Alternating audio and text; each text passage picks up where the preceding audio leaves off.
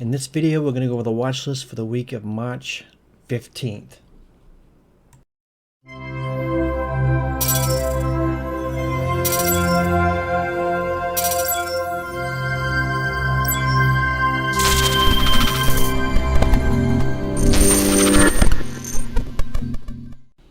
Before I get into the watch list, if you're not in the room, you can find the link in the description of the video, and you can also find it in the bio section of social media accounts. Now, quickly looking at the docket for the week, I do see that we have FOMC on Wednesday, and at 2:30 the press release and projections. So this will be a pretty big FOMC on Wednesday, because those are the ones that end up you'll have a little bit of movement when they announce the interest rate changes, or if it does change or doesn't change or whatever. Then Powell will come out with a speech on speculating projections and stuff like that, and that's where you end up usually seeing the most movement, around 2:30.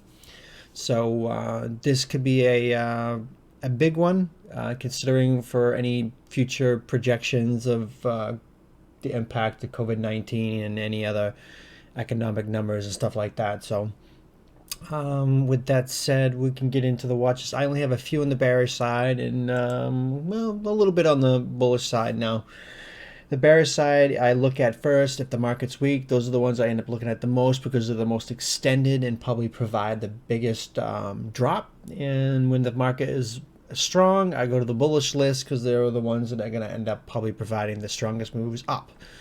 So with that said, I have BA on the bearish list. I know that, travel season's coming. Everyone's getting excited for travel season in summer and spring and stuff like that. So, I mean, the weekly, it looks pretty good. It had a nice little pop on this little cup and handle right here, if you want it on the weekly, and it did break out. But anytime it has a full body candle outside the Keltner channel on the daily, as you can see right here, full body here and here, and it gapped up and just dumped, and right here outside, and it went up a little bit, then it just started to pull back. So anytime it gets out of this Keltner channel on the daily, it starts to come back. So now you could see BA probably at 300, but it's not going to go straight 300. Well, maybe it could, but I don't think so. I think it's going to come down some. I think it could come down to 250, but we'll have to see what happens.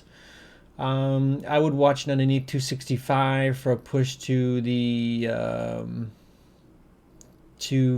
say 256 area. Then you got 253, and 250 would be the big psychological number. If that doesn't hold, where is it? Next big area is 245. And that is where it broke out from over here. So usually what ends up happening is that when stocks break out of important areas, they like to come back and retest them before going up more. So that is what I'd be watching for on BA, Boeing. And next one is CAT. Now, Caterpillar, this thing is just does not care, but on the daily you have high here and a higher high, but yet you get an RSI divergence here, MACD, and the histogram and stochastics. You have it on 4 indicators of a bearish divergence, but it can keep diverging. It doesn't have to pull back. It can stay where it's at and keep going up. It just because you see a divergence doesn't mean you just jump right in. You have to wait for it to actually fall. And like Roku and Baidu, I've had that on my watch list on a short side for a couple weeks, and it just kept going up, and it finally made its big move. And I think that a couple on here, one being CAT, is going to have one of those moves. Now CAT is, this was an important level. It broke out at 156, so I'm not saying it's going to 156, but you can definitely see it coming back down to 200. So I would watch it underneath this 226 area for 225. Then you got this area right here of 222, 220. You get 218, 219. Let's see what the move over to the daily. This 216 level will be pretty big, and then you got the 212, 210 area. And if it does manage to fall apart at the 210, the next area, you have a gap right here down at the 202 and 200 area. So definitely think that CAT could end up kind of pulling back I'll have to wait to see if it actually does. Now, the other one I have is just like Cat, is Deere, John Deere, DE. This thing is just ripping. I mean, the weekly RSI is above 80, and this thing has just been outside the Kellner channel since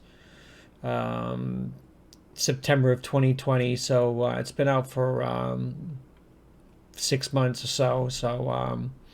I also see a bearish divergence on the RSI and the histogram right here on the daily. You get a high here and a higher high and the RSI lower high. Same with the histogram right there. So the more indicators that show the bearish divergence, the more of an impact it's going to have. I mean, I've seen times where you have it just on one indicator and it just keeps going. But when you start seeing them on multiple indicators, that's when you have to start watching, because that's when they're at a higher probability of actually pulling back. So I'd watch it underneath 367. Then you get 363, then you get the 360 area, then you have 353, then 350 would be a big area psychologically, and if it does manage to break that, the 350 is right there on the daily. Then you get this area right here, 345, 340, 337. Then you get this area, the 330 area, which would be pretty significant. The RCT trend line and the 20 EMA, which is the middle Keltner white line, that it could end up coming back and retesting it like I did right here. So it went outside the Keltner channel, came back, retested the 20 EMA, then it bounced off that. You could end up seeing the same thing on John Deere. If it gets any momentum and does break this 330 level, it's got a ways to drop down to 318 to even down to the 310 area. So definitely be watching that. Now Disney is another one.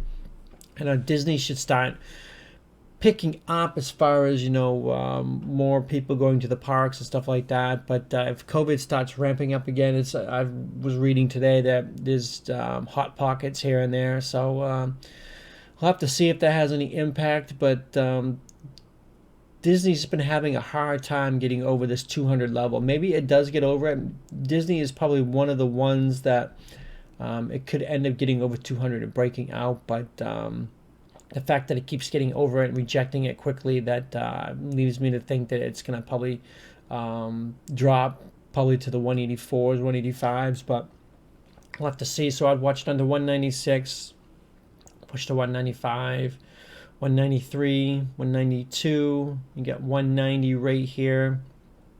Then you got 189, 188. Now remember, support and resistance is not an exact number; it's an area. So this whole 190 area is pretty big. Then you have the right here, the 186 area. Then you have let's see, this big area right here, 184, 185, 184. We'll just say would be a pretty big area if it does manage to drop. Then this 183. Which is right here in the daily. So that's a pretty big area of support right there. I mean, you can see where it broke out, came back, retested it, came back and retested it, and it tried to break out, and now it's just going sideways. It's kind of got like a descending triangle right here on the hourly. So we'll have to see. Actually, you could say it's more of a symmetrical triangle more than descending, because it's not as flattened out towards the bottom. It's more not quite in the middle, but lower middle. Lower middle. So Disney, I would definitely watch that. Those are the ones I have on the pullback. Now, one on the bullish side, I have a lot of the same ones I had last week. I think retail is going to have a big week. Costco being number one. I mean, Costco had a nice little bottom right down here, and I think that, if it can get over this high of 330, we'll say 332, it's probably going to push to the 335, 340, 345, 350, basically almost every $5, and you have a gap here right here at 353 to 355 that could possibly get filled on the hourly, and then you have a lot of resistance right here in the 360, 350 area. So but Costco is just one of those stocks where it's just going to keep going up. This thing is it makes way too much money, and people are going to be out buying more this spring, patio sets and grilling and stuff like that. Costco's great for buying outdoor stuff like that. Same with like Home Depot. So yeah, I think that definitely can end up seeing Costco back up to the 380 level, probably by summer. So that's definitely one to watch. Another one is Walmart. Now I mentioned Home Depot. I'll get to that in a minute. Walmart, same thing. I mean, it just had a nice harsh bounce off this 126 area. So and as you can see on the weekly, it got right below the lower Keltner band, and it rocketed right up. So, you know, it's on the weekly, it's still very, very oversold, MACD, histogram wise, and stochastics and RSI, and all the indicators. I mean, this thing could end up really catching some speed and get up to 140. Now, I don't know if it'll break the gap resistance right here. It's been fill the gap on the first shot. We'll have to see. Usually it doesn't, but there's any strong momentum behind it, it could possibly. So I'd watch it over 134.50 for a push to the 135, 136. Then you get this 137 area. Then you got 138. Then you get this 139, 140 area. Now 140 will be the area it's going to have trouble getting over. It could definitely get to 140 and consolidate or pull back just a little bit and make a cup and handle possible formation at 140, then actually go fill the gap. So I think Walmart is one that could end up having a strong move. Now, I already mentioned Home Depot. Home Depot is just sitting in this weekly flag right here. I mean, it had a strong rebound on the daily. I mean, retail is just recovering nicely. We're hoping it will recover a lot more faster, and because I have a lot of open trades in retail right now. So but yeah, you have like gap support right here on the hourly Home Depot, and it just went through it like it didn't even care. So I mean, it started a little bit right here and it just opened up and got over it. So I'm most likely fill the gap. So I'd watch over 274 for push to 275, which is a big number. Then you have 276 area filling the gap. 280 is another gap and another area to watch. Then you have this trend line right here at around the 283 level, and once you break that, I mean, that's where you get into the 285s and the 288 areas on the daily. So that's where you could end up seeing some resistance. I don't know if it'll break out of this channel right now, but right now it's just pinging between it. So this would be an area to watch for resistance at 283 to 285 area on Home Depot. So definitely keep an eye on that too. And then Lululemon, which I mentioned last week, a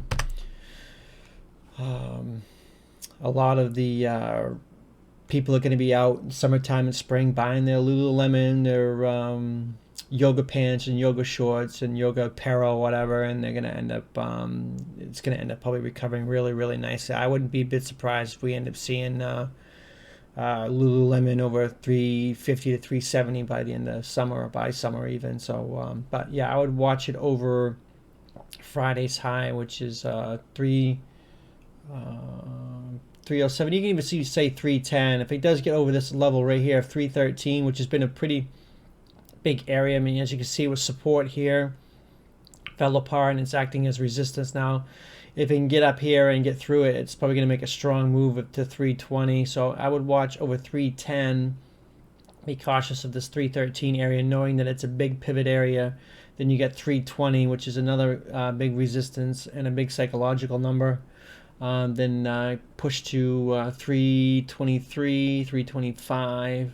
Then you get 330. You get a gap right here in the 330 area. So then you have, let's see, 330 right in here. Then you got this area right here, which is the RCT trend line middle, which is around 335. So we have to see how much Lululemon recovers, but I would definitely be watching that one. Now Apple is one I'd watch. Now I'm blowing up. Now one of the things I'm watching is that back here it pulled back and tested the ICT trend line, middle Kelt 20 EMA right there, and it bounced. It did it there and it bounced. So here it got below the 20 EMA, closed below it, but it's bounced off the RCT trend line, which is this area of support right here, the 118 119 area. So if it does manage to get over this, let's see, where's the hourly? Yeah, if it gets over 122, I'd watch for a push over to 123, 124. 125 will be a big area, then 126. Now I could probably find the most resistance right here in this 128 and 130 area. So if it does have any strength, this 130 area be 129 area be pretty significant, and 130. So we'll have to watch that one to see if it reverses. Next one is Shopify. Now, Shopify is doing the same thing as Apple. It's just bouncing off the RCT trend line right here and right here and right here on the weekly. Expecting, it's been consolidating right here on the daily. Got like a little bit of a symmetrical triangle right here. Shopify will probably end up taking off. I think it looks good for a nice little dip. I mean, anytime it gets into this 1090 area, like right here, it bounced, and here it bounced. So before it was resistance, now it's support. As you see, it resisted here, resisted there. Now it's acting as support here and here and here.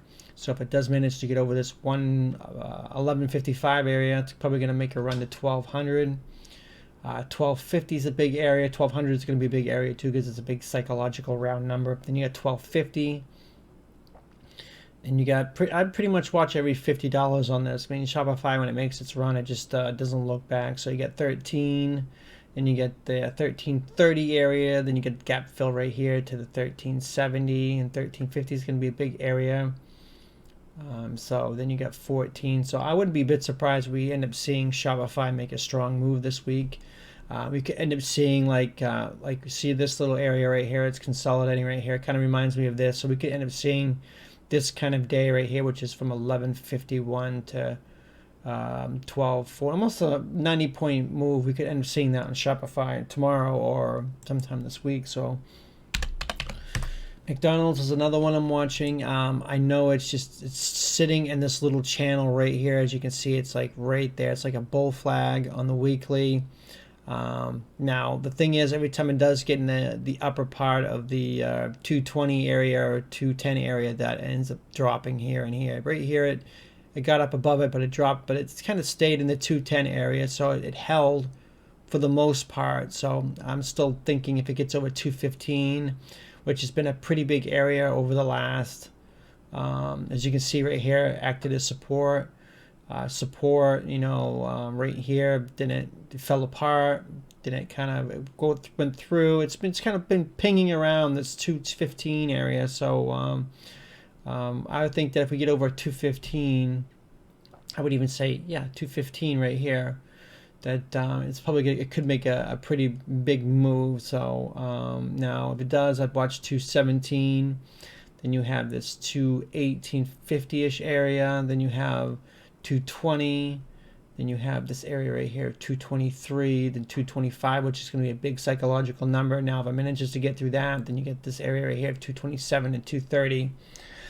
I just think that, if McDonald's does get out of this 215, it could have a strong move. So I would definitely watch that. The last one is Facebook. Facebook is pretty much doing the same thing. It's staying within this little 275 to 255, but last week it was staying in between the 265 to 255. So it did break out of that and it pulled back. The weekly still looks pretty good. Closed above the 20 EMA on the weekly.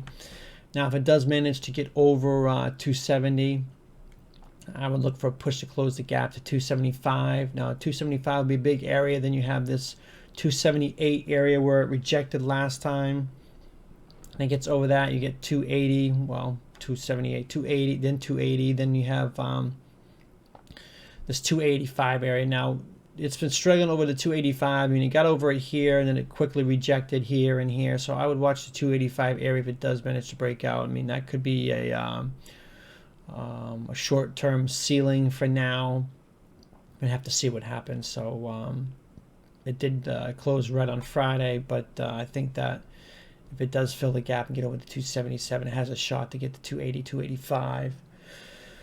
285. So that is going to do it for the watch list. Yeah, hopefully this week will be a good week. We won't see too much chop. It will be volatile with FOMC. Wednesday could be choppy, and just because something is bullish now or bearish right now, or my outlook is bearish right now on certain stocks and tickers, that based on what happens overnight or any news or anything economical wise, that I could end up just flip flopping my position, because I do it all the time. The best thing to do is to wait in the morning, and that's when I end up making my morning judgment calls on what I think is going to happen and the areas I'm watching. And sometimes when you say you're going to watch this particular area, like last week or the week before, I was watching SPY, and then it just gapped up 5 points. So I was not expecting huge gap ups. When you have huge gap ups like that, when you're watching certain levels, they're going to gap up over the level, and that kind of just changes the outlook of the play and stuff like that. So that's why you need to be in the room in the morning and be prepared to adjust your thesis based on what is happening. So that's going to do it. Make sure you like the video and subscribe, and thanks for watching.